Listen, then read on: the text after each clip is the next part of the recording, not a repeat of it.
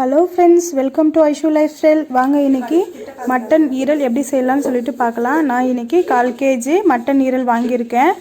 ஈரலை cut பண்ணிவிட்டு அழைக்கக்கூடாது, அலசிட்டு அதுக்கப்புறம் கட் பண்ணுங்கள். அப்போ தான் அதில் இருக்க எல்லாமே நம்மளுக்கு கிடைக்கும். நான் ஒரு கடாய் எடுத்திருக்கேன். கடாயில் எண்ணெய் ஊற்றிருக்கேன். எண்ணெய் காஞ்சதும் கடுகு போட்டிருக்கேன். கடுகு நல்லா பொரிஞ்சதும் நம்ம கொஞ்சமாக சீரகமும் சோம்பும் ஆட் பண்ணிக்கலாம். நான் இப்போ சோம்பு ஆட் பண்ணியிருக்கேன், சீரகம் ஆட் பண்ணியிருக்கேன். மூணுமே நல்லா பொரிஞ்சு வந்ததும் நான் ஒரு 2 வெங்காயம் எடுத்திருக்கேன். 2 வெங்காயம் பொடி பொடியாக கட் பண்ணி வச்சுருக்க வெங்காயத்தை இது கூட சேர்த்து ஆட் பண்ணிக்கலாம். நம்ம இதில் தக்காளி சேர்க்க தேவையில்லை. தக்காளி சேர்க்காமல் நம்ம இந்த டிஷ்ஷை செஞ்சிடலாம். இப்போ வெங்காயம் நான் சேர்த்துட்டேன். இப்போ வெங்காயத்தை நல்லா வதக்கிக்கிறேன்.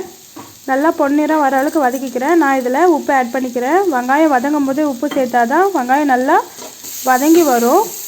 நல்லா கோல்டன் கலர் வர அளவுக்கு நம்ம நல்லா வெங்காயத்தை வதக்கிக்கலாம்.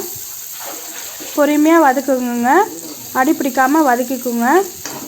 இப்போ நான் கொஞ்சம் கொஞ்சமாக வெங்காயத்தை வதக்கிக்கிறேன். இப்போது நான் 1 ஸ்பூன் இஞ்சி பூண்டு பேஸ்ட் ஆட் பண்ணுறேன்.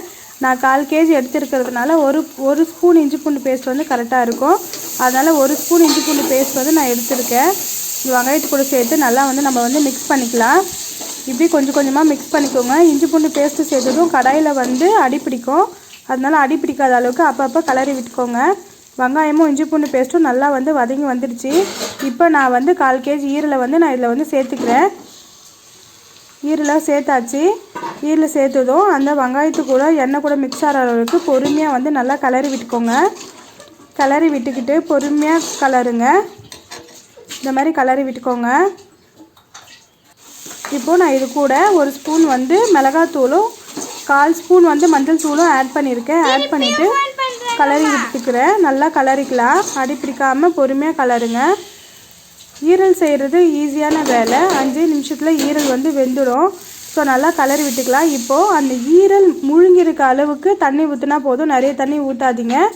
அந்த கறியை மூழ்கிருக்க அளவுக்கு தண்ணி ஊற்றுங்க போதும். இப்போ நம்ம தண்ணி ஊற்றியாச்சு. இப்போது கலரி விட்டுக்கலாம். கலரி விட்டுட்டு மூடி போட்டு ஒரு 5 நிமிஷம் நம்ம பாயில் பண்ணலாம். மட்டன் ஈரல் சீக்கிரமாகவே வெந்துடும். இது உடம்புக்கு ரொம்பவே ஹெல்தி. நீங்களும் வீட்டில் செஞ்சு பாருங்கள். இங்கே பாருங்கள், இப்போ நான் எல்லாமே கலரி விட்டுக்கிறேன். பொறுமையாக கலரிக்குங்க. இந்த தண்ணி சுண்டுற அளவுக்கு வெந்தால் போதும். அதுக்கப்புறம் நம்ம சாப்பிட தயாராகிடும். இப்போ உப்பு காரம் எல்லாம் டேஸ்ட் பார்த்துக்கோங்க. உப்பு காரம் எந்த அளவுக்கு வேணுமோ அந்தளவுக்கு போட்டுக்கோங்க. இப்போ நான் மூடி போட்டுட்டு இப்போ நான் வேக வச்சுக்கிறேன்.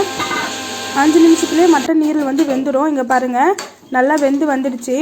இப்போது இந்த பதம் கரெக்டாக இருக்கும். இப்போ இதை நான் ஒயிட் ரைஸில் வச்சு நம்ம சாப்பிட்டுக்கலாம். இல்லைன்னா சாப்பாடு, மட்டன் குழம்பு, மட்டன் ஈரல் வச்சு சாப்பிட்டுக்கலாம்.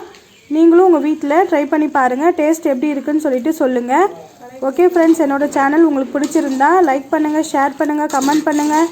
அதோட என்னோடய சேனலை சப்ஸ்கிரைபும் பண்ணுங்கள் ஃப்ரெண்ட்ஸ். இன்னொரு வீடியோவில் நம்ம பார்க்கலாம். Okay friends, bye, take care, see you.